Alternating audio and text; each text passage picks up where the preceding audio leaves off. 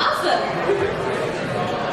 So I just wanted to say hi again and thank you all for being here to celebrate with us tonight.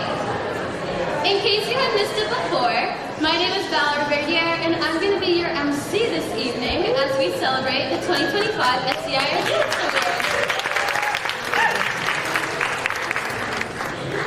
So, cultivating connections and developing leaders is SCI's main mission.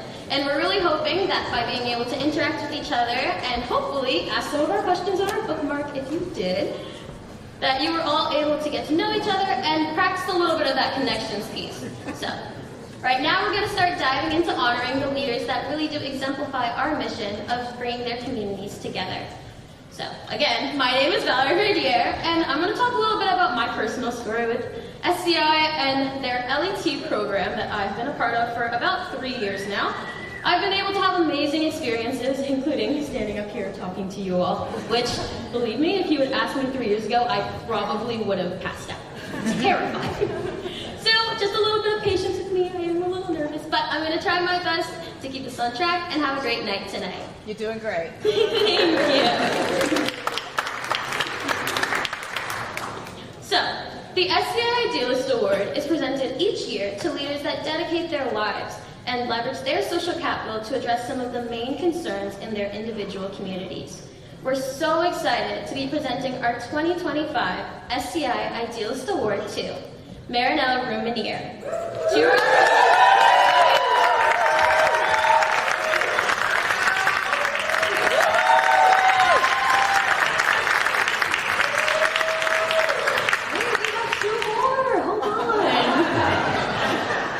Turahn Dorsey.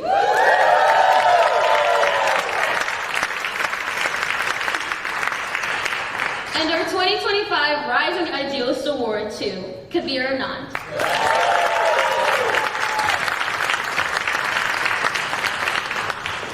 Each of these idealists has done amazing work in their individual communities, so make sure you're able to check out our program notes for their full bios and their interviews with David on the SCI's podcast, which interview that is on the back of your program notes. A little bit of a QR code to make it a bit easier to get to. So, our first SCI Idealist honoree brings more than 25 years of experience in youth development and education to their role as president and CEO of Edvestors.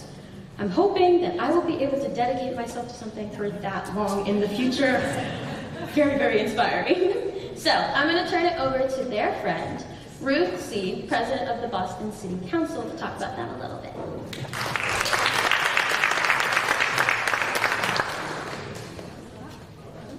Sorry. I can tell you what I said.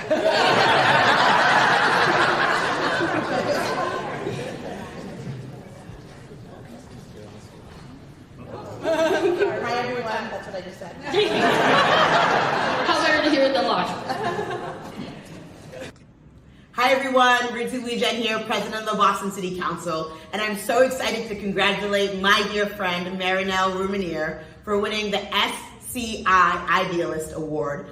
I've had the pleasure of knowing Marinell for a long time now, since I was a youth worker and she was the executive director more than 20 years ago, and she believed in us. She believed in connecting us. She believes so much in connecting people and working smarter and efficiently so that we can solve really, really hard problems, whether that be in the education sphere or the economic sphere. I believe that Marinell believes in all of us to work together to solve these big problems. So congratulations, Marinell. You are so deserving of this recognition.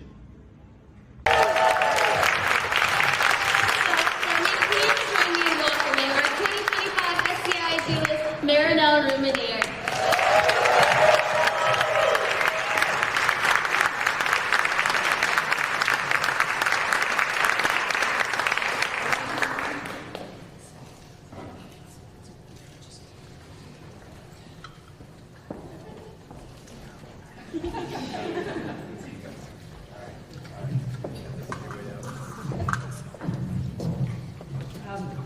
Thank you so much. I'm a little overwhelmed. It's a little about like showing up at your own wake, but you're here, so I recommend that. There's so many people in this room that comprise my universe of connections.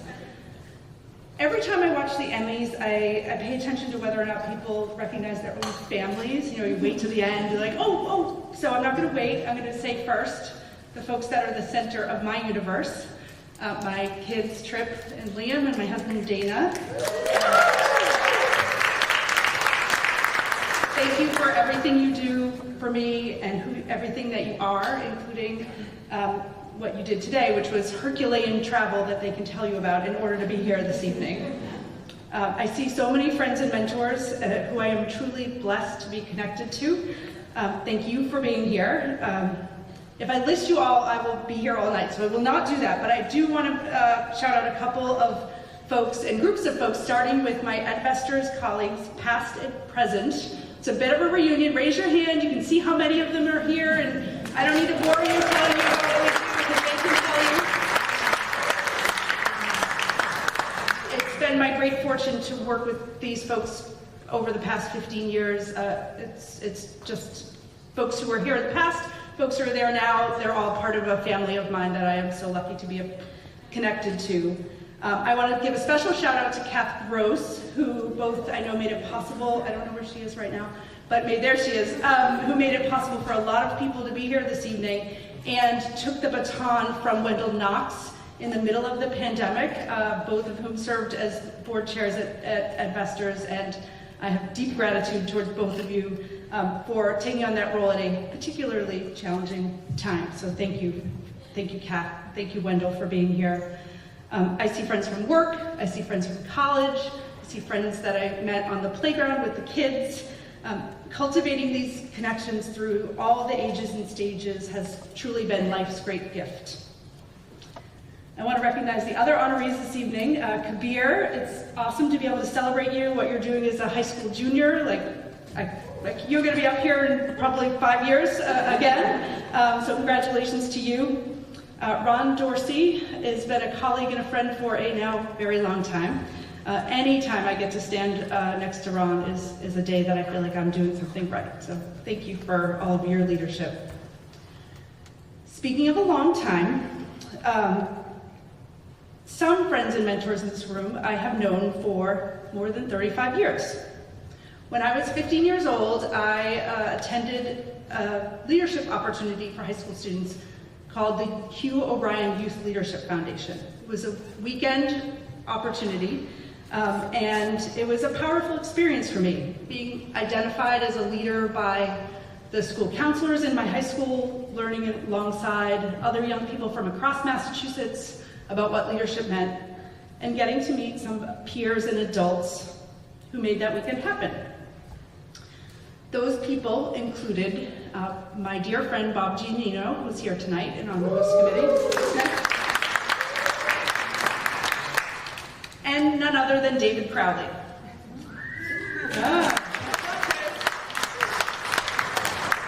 I stayed involved in Hobie, as it was affectionately known, after that weekend in 1989, and my learning continued as I was exposed to organizations like the Phillips Brooks House Association, the Thomas Jefferson Forum, and others that were focused on youth leadership and education. And a light bulb went off for me. I said, there are these things called education nonprofits.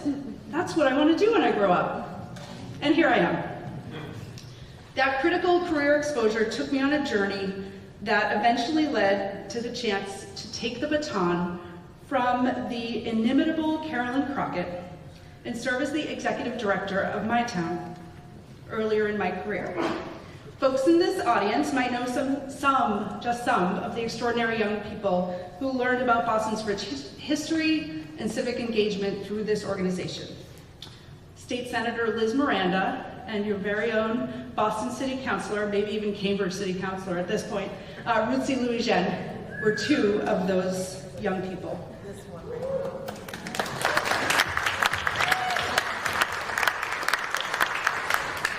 My career has been animated by ensuring that young people have opportunities to learn, to develop skills and identities, and to find their paths.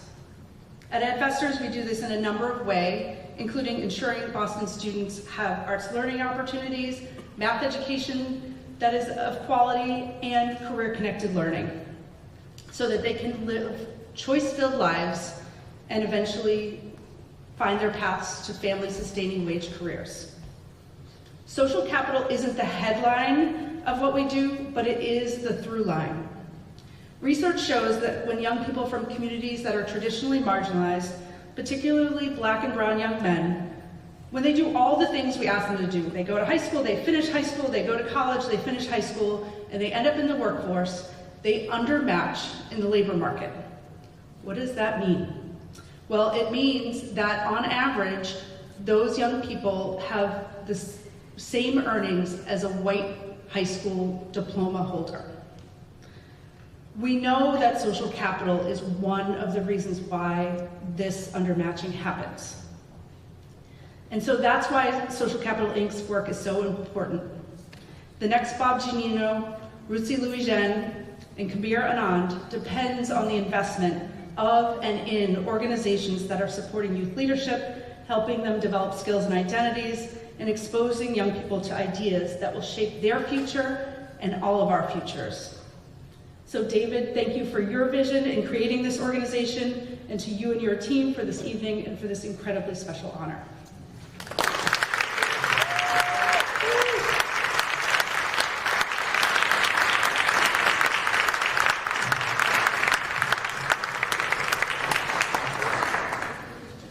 Amazing, amazing job. Congratulations once again, Marinell, and special thank you for Miss Kath Gross for helping to bring so many of her fans here today. So big round of applause for that.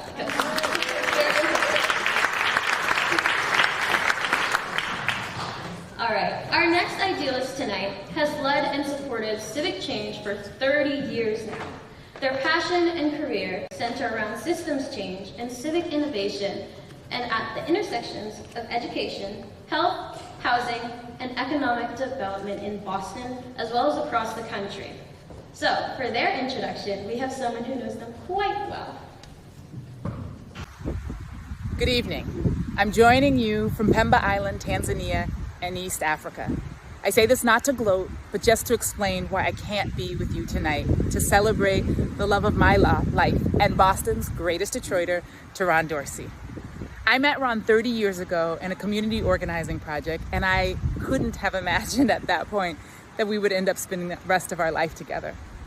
But the man I met then, well, the slightly younger man I met then, was asking deep questions about how we could do and be better in our world. And he's continued to ask that question and continued to lean in for our youngest learners in early childhood, and our teenagers and high school redesign, and for career focus, post-secondary education through his work at Franklin Cummings Tech. Ron has always been asking how he can bring the best of himself, and that how he can help all of us to think outside of the box to do and be better. So I know he really doesn't like getting rewards, but he deserves it. And so I thank you for celebrating this amazing, awesome innovator, Turahn Dorsey. And I offer this on behalf of myself and our family and the cat, dog, parrot, and 3 cows that are watching me record this and have no idea what I'm doing. So, from all of us, love you, babe.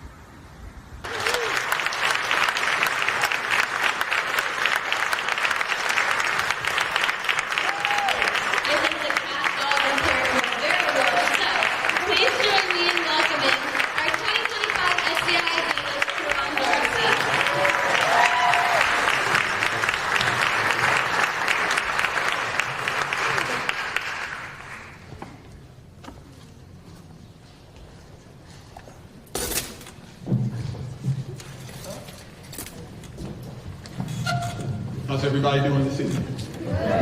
Good. I always have to figure out if I need my glasses or not. It's like that stage of life. So first of all, when this is done, we're going to have to turn up because she's on the beach in Zanzibar and we're on the shores of the Charles River. It's not quite the same, but we need to let her know she missed something, so we're going to turn up after this. It's an honor to be here tonight at tonight's celebration, and humbling to be recognized among a number of people who do the quiet but powerful work of building communities. I don't often consider myself among those luminaries, but I'm trying my best. I'm a fan of SCI's work because at the end of the day, they remind us that we've always had the power to change the world because we have each other. And so I thank you for the work that you're doing with young people. I thank you for making sure that young people understand the power that they have. The evening also gives me the opportunity to thank a lot of family who helped me get here tonight and who have been integral to the journey as well. This is not going to be an exhaustive list, but there are some folks in the room that I want to make sure that I acknowledge. And first of all, my wife. Hate that she's in Zanzibar doing her thing, but you know, that's all right. Do your thing. My sisters, Natalia Urtubey and Carolyn Crockett, raise your hands.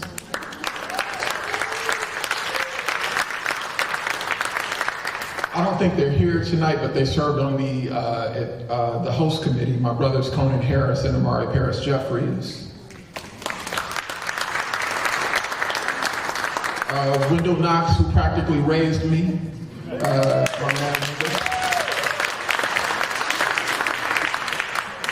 Clara Shaw, who's been an anchor at so many levels for me.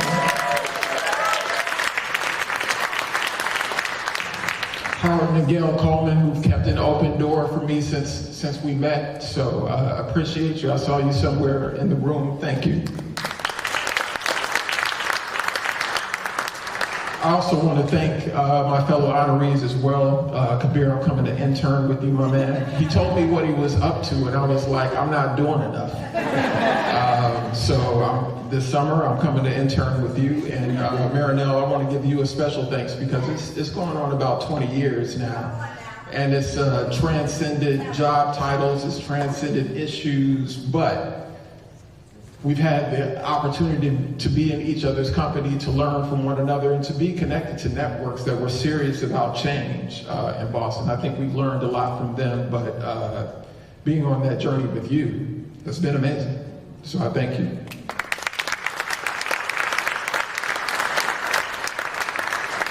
I real quickly want to say to the young people in the room in particular, and if you consider yourself young, this is also for you as well.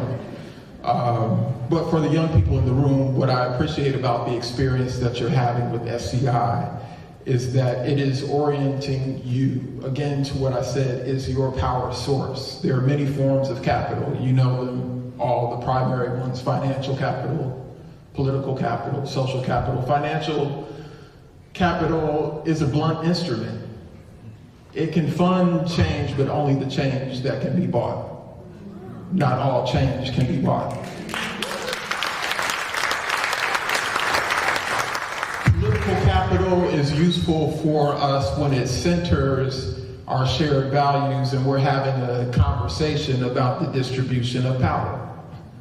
Political capital is not all that useful to us if it is used to coerce and exclude as opposed to build consensus. So, thank you.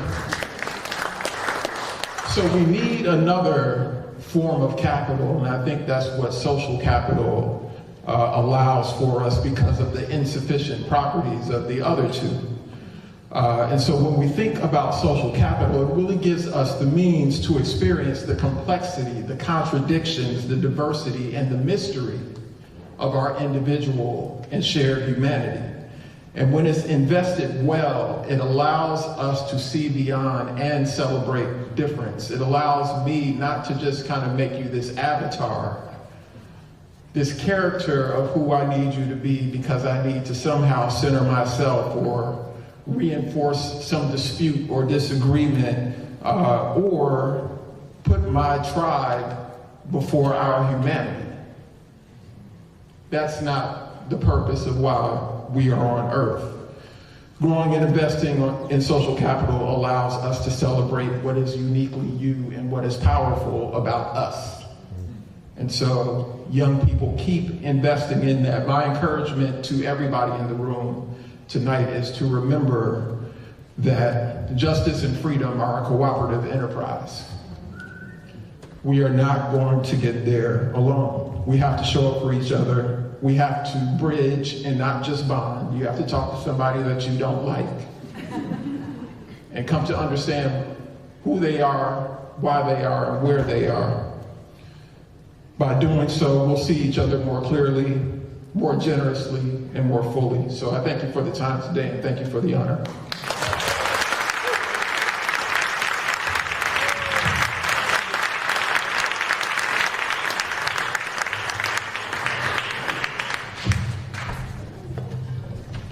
I'm a little bit on the short side, so I'm going to pull this back down. I do want to say one thing that Ron said that really did stick with me is that all of your social capital is truly invaluable. That's one thing that we really can't buy. All the initiatives, the policies, the work that your organizations do that create opportunities for kids like me and all over, not just the state of Massachusetts, but the country really does make a difference and truly means so much. All right, before I start crying. I just want to say congratulations once again, Ron, and we do have one very special award left to give in just a little bit, but before that, we're going to hear about the organization that we're all here supporting tonight, SCI. So, for the past 3 years, I've had the opportunity of being an LET intern under a joint partnership for SCI and NFSJ called the Leaders for an Equitable Tomorrow program. I've been able to help kids my age and younger to be able to find opportunities, wellness initiatives, and practices to promote better and more healthy mental health choices from a younger age so that they know better coping skills that can help them more in the long run than finding out later. It's very often that kids like me struggle to communicate how we feel, find resources, and truly talk about what's happening in our own personal lives. So the work we've been able to do, whether it was our positive mental health workshop with a personal therapy dog and just talking about different coping strategies that animals can help us with, or our Kindness Day event that we just had this past March at the Woburn Senior Center that helped create more intergenerational relationships between not just the seniors, but teenagers and even middle schoolers at the Joyce Middle School's Kindness Club, being able to see all of us interact with each other and really learn, which I did in categories. I was very bad at it, but I had a great time. We learn from each other, we grow from each other, and this is all possible because of the help of organizations like SCI and all of you who help fund us and help promote these initiatives and strategies for kids like me. So, to talk a little bit more about SCI, we have David Crowley, SCI's president and founder, who's going to share a little bit more about the work we're doing and welcome some very special guests.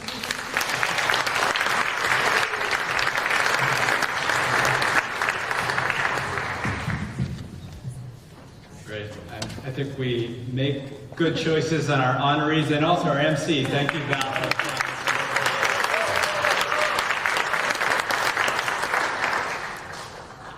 We Americans are increasingly isolated and divided. This trend started decades ago. In fact, it's what led us to start SCI in 2002. But this increased isolation was highlighted more recently by the former Surgeon General in the 2023 Loneliness Epidemic Report. There's a lot of data in there if you want to dig into, but just a few notes that struck me there. The report showed that the average American in 2019 was spending 24 more hours alone per month, I was going to say per day, per month, than in 2003. That's a pretty significant increase. During that same period of time, young people, teenagers, were spending 70% less time out connecting with their peers than they had in 2003. This is 2019, and we know what happened in 2020. It did not help the situation at all. So the data in this report has only been magnified since then. There's a huge impact on our physical and mental health when we're isolated. In fact, that same report points out that the health impact of being isolated and lonely is similar to smoking a pack of cigarettes a day, which is obviously not recommended. But it doesn't just hit our individual health. When we're isolated and divided, there's a broader social impact. When we spend so much of our time isolated in echo chambers instead of out in community, connecting with people across differences, that creates the sort of situation that leads to the kinds of things we're dealing with now. So this is a long-term trend we're talking about, but let's make no mistake, it has been amped up recently through national rhetoric that plays upon the divisions and the worst instincts of us to drive us further apart, and that also has an agenda that is isolating and attacking marginalized communities. Picking up on what Ron said, if there's ever a time to come together and connect around justice and equity, it's now.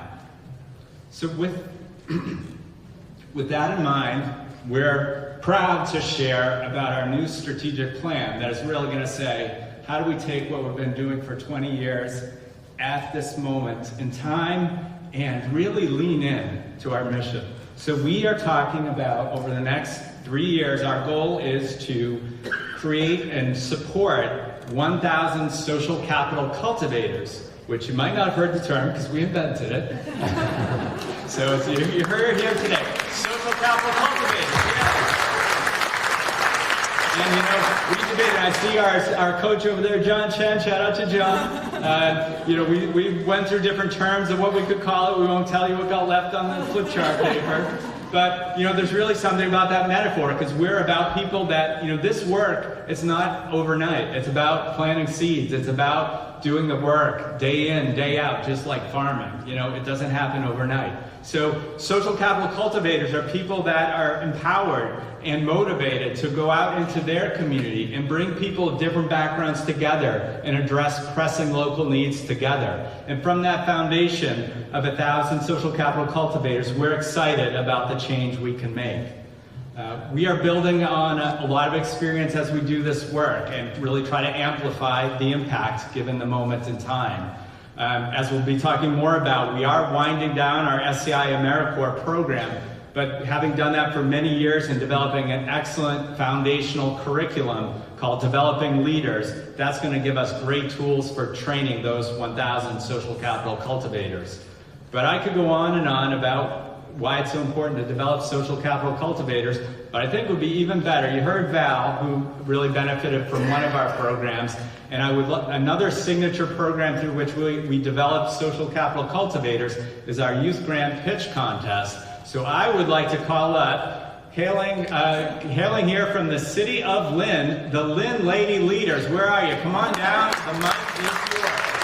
There you are. All right, come on up.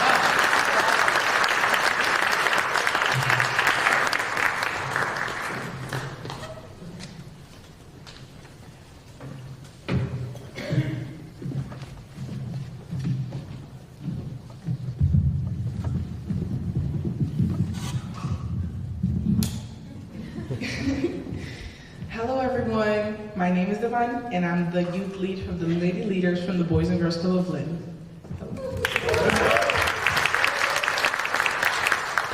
Hello, I'm Brian. Hello, my name is Eddie. Hello, my name is Danielle Lees. Hello everyone again. In a city where sirens are louder than school bells and too many dreams get lost between broken sidewalks and broken systems, I saw girls like me fading into silence. Not because they didn't have something to say, but because no one handed them a mic. So I decided to make a space for them and a place for them to be open and to come and speak their mind. They knew they had power, they just needed a space to empower it and someone to listen to them and give them a moment and give them a chance and hear their voice. The Lynn Lady Leaders is a group with the mission of empowering all the youth at the Boys and Girls Club of Lynn, especially females, to learn and build skills that increase self-esteem, confidence, leadership, compassion, and healthy lifestyles. That is accomplished through our peer-led workshops at the Boys and Girls Club that focus on self-care to overall improve our mental health. Thanks to the 2024 and 2025 SCI Pitch Contests, our ideas went from brain dumps in our Keystone room to reality. I'd like to ask you all to do something for me. Just for a moment, if you feel comfortable. Go ahead, close your eyes. Think back to when you were a teenager, what you were going through, what challenges you were facing. Did you ever feel like you didn't quite fit in, like your voice didn't matter, or like you were being left behind? Now, I want you to think about teenagers now, where their problems follow them home through social media, failing to disconnect from the outside world. They find it hard to feel good enough as a person when their next scroll on TikTok has a better car, prettier hair, more expensive makeup from Sephora. We felt as prominent Keystone leaders at the Boys and Girls Club of Lynn that it was our duty to help eliminate these feelings from our peers. SCI gave us the opportunity to fill in these gaps with not only providing proper funding, but mentorship from our amazing volunteer coaches over the years. Public speaking at the pitch contest and beautiful face-to-face connections with people our age, as well as adults who see potential in our generation. And for that, we pass along our sincerest thank you.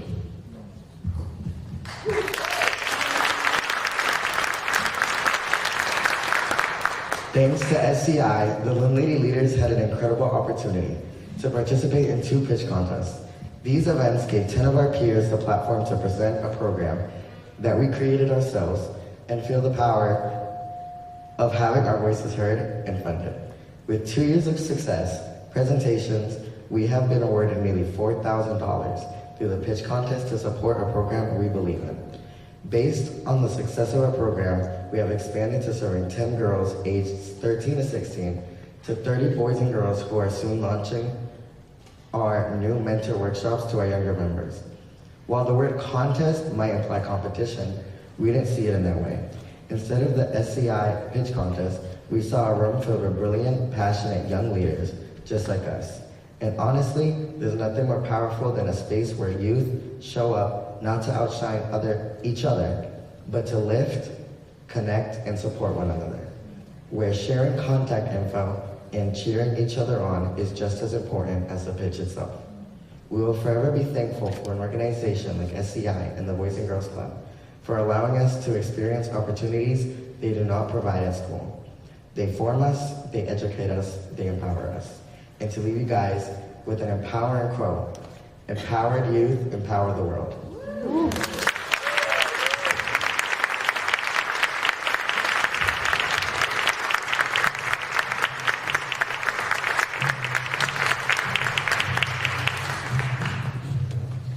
Thank you so much.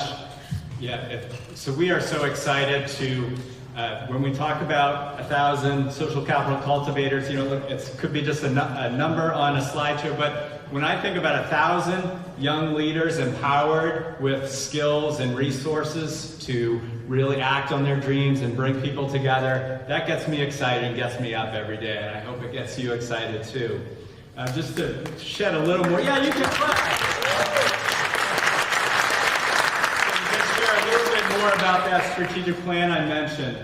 So we basically have 3 key pillars of how we're going to get to 1,000 empowered social capital cultivators. First off, we're looking to dramatically expand our current programming, including that youth grand pitch contest. In fact, we estimate about 500 of those 1,000 social capital cultivators will come through that program. We will also be developing new innovative programming to also engage adults who want to step up in their neighborhood and bring people together. We are particularly excited to build upon important outreach work we've been doing in the immigrant communities to develop immigrant leadership initiatives with our great Vitaly, who you've probably met, to really, in these times when that population is so targeted, to really build up their power as a source of resilience and peer support is also a big part of our plan. Secondly, we're really looking for ways to amplify our knowledge base, to share and roll out more skills. We've been doing a lot of workshops, especially Phil Gordon, who you'll hear from later, has been leading, designing trainings and workshops, so we can really not just run our programs, but share the knowledge and know-how to have as much impact as possible. And then finally, we plan to formally launch the SCI Network, which every time we come to an event like this, people are so excited, there's buzz in the room, so many people like-minded from different backgrounds, want to stay connected. And we do our best, come back to the event next year, come to Juneteenth. Those are great things to do, but we really are committed through this plan to creating an ongoing way we can stay connected, show up for each other, and stay connected between events with a new platform we're going to share with you later.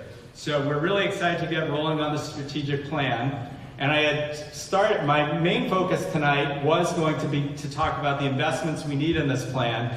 For the first year, we're going to need an additional $250,000 to invest. You know, needless to say, more programs, we need more staff, more funding to go directly to those cultivators. And that is still very much a goal of getting that long-term capital that we need for the next year, the first year of this plan. But we have another need as well. 10 days ago, on a Sunday morning, I received an email notifying us that the SCI AmeriCorps grant is one of 1,000 being cut after a Doge visit to the Federal AmeriCorps agency. We know AmeriCorps is not the only one getting emails like this, but I guess it was our time up in the line. So we had already planned internally through some hard conversations to say at the end of this program year and this summer to sunset our relationship with AmeriCorps because the values from the administration are just not aligning with the SCI values that have been flashed up here.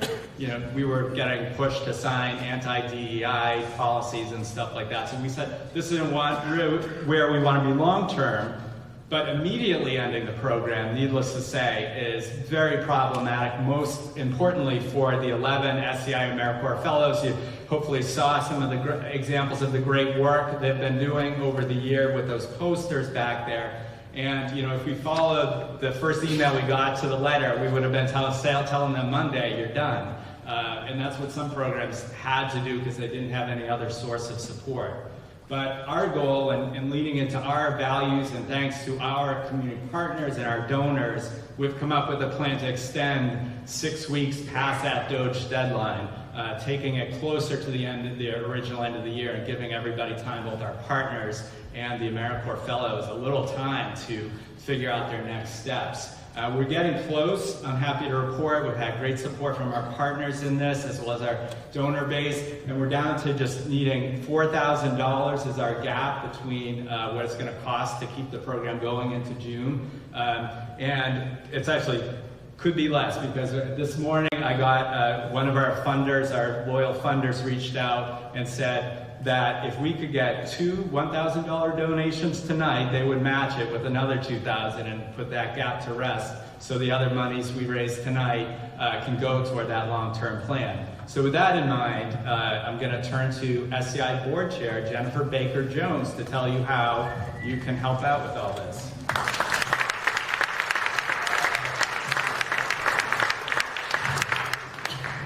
Thank you, David, and thank you so much for all of you joining us tonight. We are looking to raise $10,000 tonight. I know David just alluded to the $4,000 that is immediate, but we'd like to raise $10,000 tonight so that we can keep moving forward. To get to a strategic goal of that 1,000 social capital cultivators, TM. We have a very generous challenge from the Mary and Paul Fox Charitable Trust Fund. They will match all donations of any size made tonight until we reach $10,000. So your donations tonight will be doubled. In other words, if we can raise $10,000 in this room tonight, we will double it to $20,000. I brought my phone with me, because you can pull yours out. This is the appropriate, socially appropriate time to pull out your phone. You can donate tonight by texting GIVE and the numeral 2 SCI. So GIVE to SCI to the number 50155. You can scan the QR code that is behind me here, just so timely. Giving info is also on the back of your program if you picked one up at the front of the room here. You can stop by the raffle table. If giving by phone is not your thing, you can write a check. And you can do that at the raffle table right outside this room. You can also stop with a credit card and they'll help you out there. And so we don't forget, there were some excellent raffle prizes that folks in our community have contributed, so you'll definitely want to stop by the raffle table no matter what. But again, thank you so much for being here tonight. You can text again to the number 50155. Just text GIVE to SCI, and you'll receive some prompts and be able to complete everything right there. David will slowly walk back to the microphone so you can feel that it's socially appropriate to continue your effort here. And again, thank you so much for everything that you're doing for our honorees joining us tonight and all of your families and support. You really are making a difference for SCI. Thank you so much.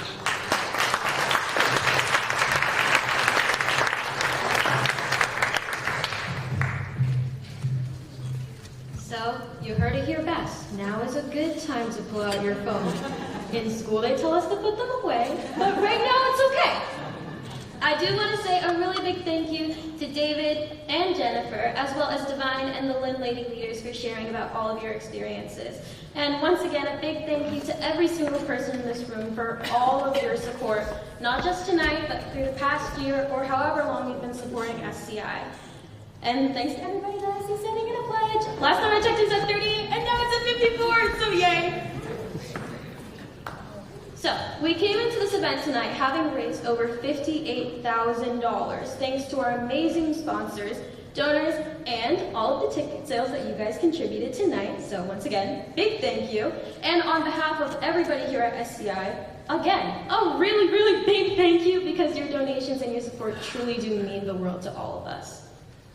A really big special thanks to our SCI partners, which are Cummings Properties and the New Song Fund, as well as our SCI champions, Eastern Bank, and the Building Bridges Initiative. Please make sure to check the full list of sponsors that we have in our program book, as well as on our displays.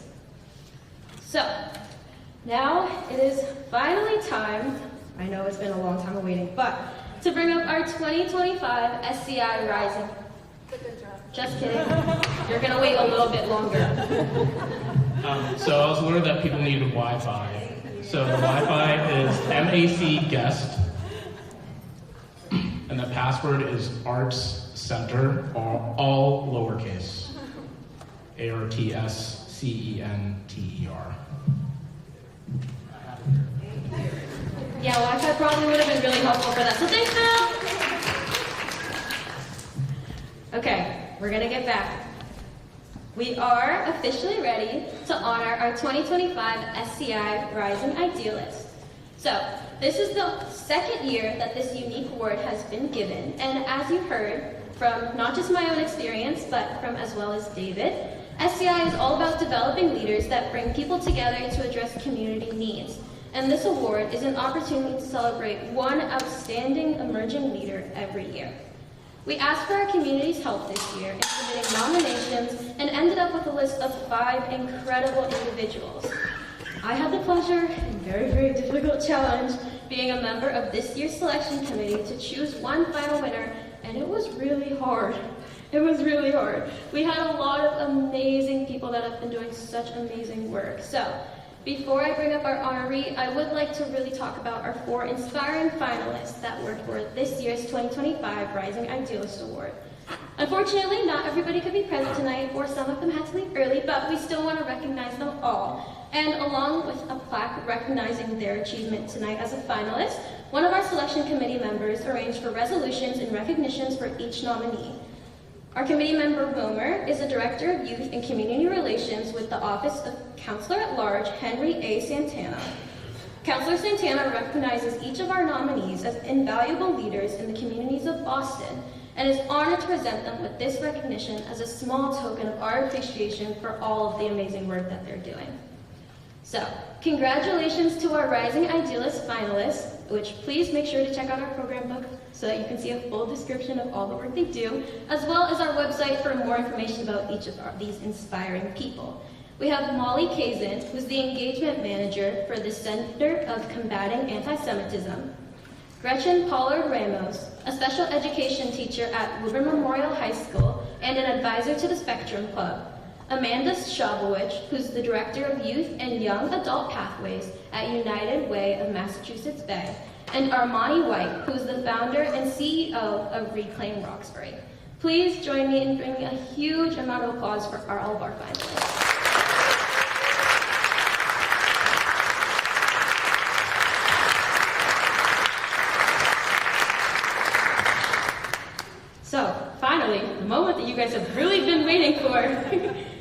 we're going to announce our rising idealist, who is a junior at Natick High School this year, younger than me, which is impressive by high means, and a co-founder and the president of Serve Natick.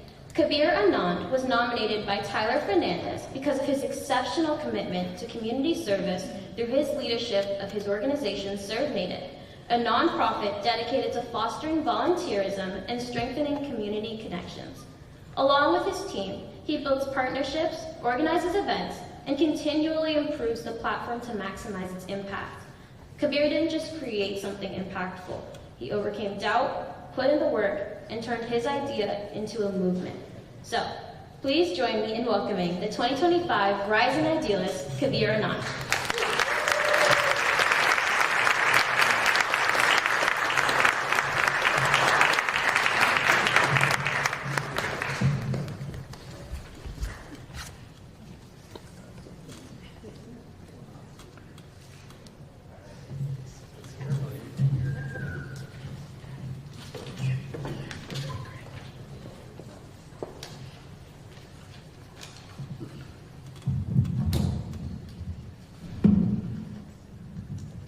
I don't really know how I'm supposed to close out this night after hearing so many great speeches and seeing a lot of amazing community leaders, but we'll do my best.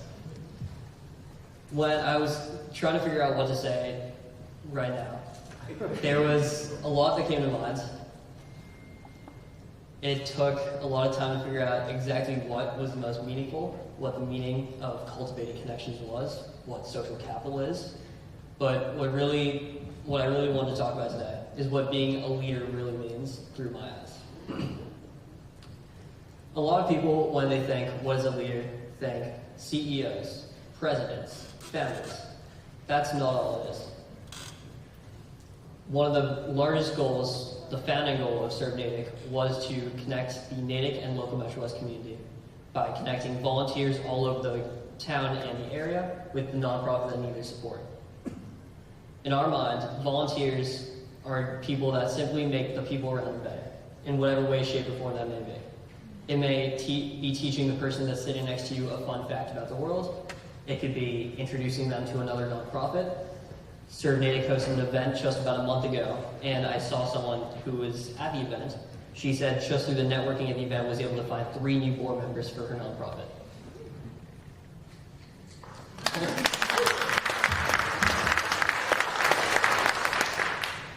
Recently, Serve Natick has been in the process of expanding to Serve MA. We started as a hand-coded website that was hardly functional, to now being in the process of expanding our local community to all over the state. Serve MA strives to be an overarching community-based organization where we set up chapters all over all over Massachusetts to connect as many communities as we can.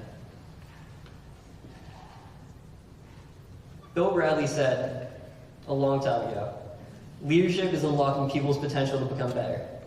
And if this was something that was being said in the 1950s, it means all the more now that we are in 2025.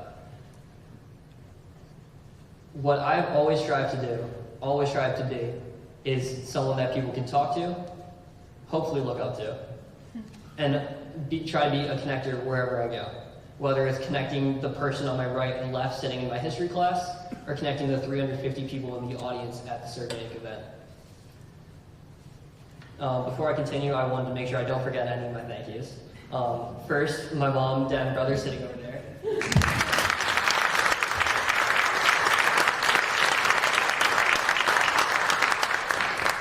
Without your guys' support, listening to my meetings that run till 8:30, 9 p.m., my rants at dinners, my late night complaints, without you guys, none of this would be possible. Additionally, I wanted to thank Finn Rando and Cameron Bernard, my 2 founding partners of Serve Natick. While they couldn't be here tonight, it's AP season at school, test. I finished my AP test 4.5 hours ago.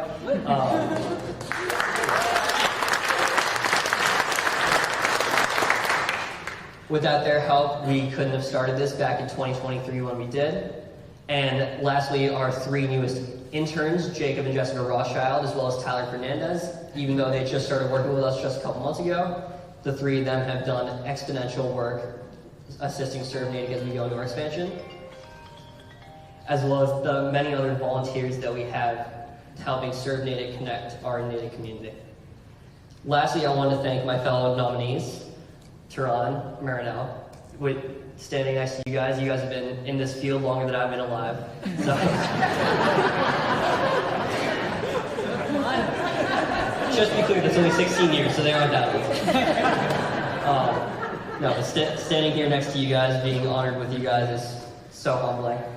Lastly, I want to give a huge thanks to David, Leah, everyone on the SCI team for giving me this opportunity. I had a great conversation with David in our podcast, and now being here today, it's really full circle. People ask me, how can I be a leader? I'd like to give them an easy answer. Make the people around you better. In my mind, that's all it takes. So as I continue my journey with Serve Natick, expanding to Serve MA, all I aim to do is build up leaders around me so that they can build the leaders around them, and we can have leaders across a global scale. Thank you guys all so much for this opportunity.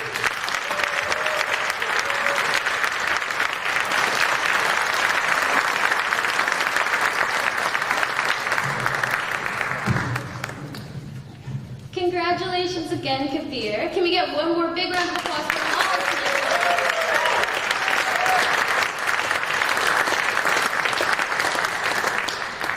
So, before we guys let you get back to conversing, I'm going to invite SCI board member Adriana Menendez-Sheldon, so sorry, and SCI Deputy Director Phil Gordon to join me in closing out our main program tonight.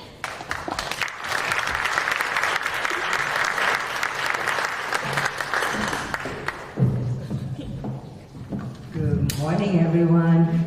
So, I think we almost at the finish line. Last I looked, we are $8,412. So we can do this. So I'm gonna ask you, we've been talking about connections all night long, that you connect to your wallet right now and your phones and make that donation. You can just, this is a fundraising event, right, Dave? Yes. Yeah, so I'm the right place. So just text give to SCI 50155, or scan either one of the codes here, pass by the raffle table. You can pay by check, or also, if you haven't yet, buy raffle tickets, buy extras, because I always win. I just won a raffle last week, and I told them I was gonna win. They didn't believe me. 2 nights at Chatham's Bar Inn, so yeah, here I come, keep on. And Phil, I think you have another way to tell us how to connect, right? Sure do. Thanks, Adriana. So we are launching the SCI Network to intentionally bridge and cultivate connections through in-person and virtual engagement, all managed on a brand new online community platform. This unique offering by SCI will bring immediate value to all of our stakeholders through features like a network directory with tags and filters to easily connect with new people based on topics, interests, and location, chat and message forums to stay connected along with direct and group messaging, a living resource library for community knowledge sharing, as well as access to SCI content like training materials and templates, and ability to share and promote your events, your organization's in-person or virtual events, join other community events, and of course access SCI-specific events. Over the next 3 years, as more people like you all join the SCI network while we develop 1,000 social capital cultivators, we will also use the platform to share and measure SCI's impact and outcomes related to increasing social connection. So by joining today, you are building both the foundation and momentum for stronger connections that is critically needed in Greater Boston and throughout our nation. Finally, when you join the SCI network, you can become an active supporter of SCI through financial giving or civic engagement, starting from as little as $10 a month or volunteering with SCI. Yours and others' engagement in the SCI network is a core piece of our long-term sustainability plan. Please join us today in co-creating connected communities that help all people thrive. Thank you.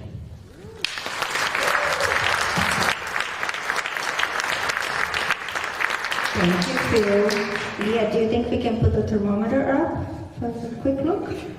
Not putting anybody on the spot, but but if you haven't donated, this is your time. I'm checking. And while we wait, I just really want to thank you, Val, for being an amazing master of ceremonies today.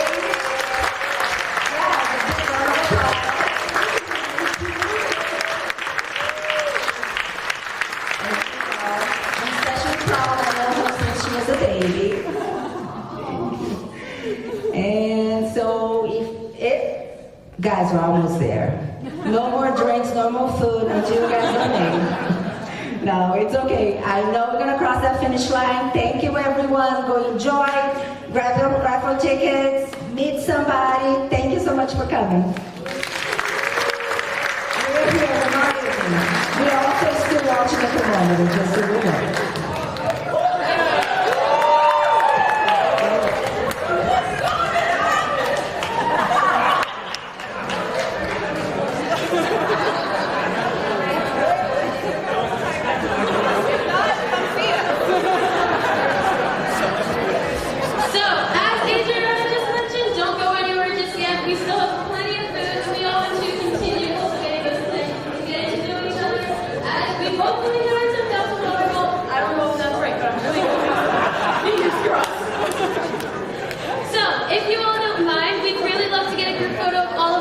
Tonight, if you could just join us at the front of the room. And thank you once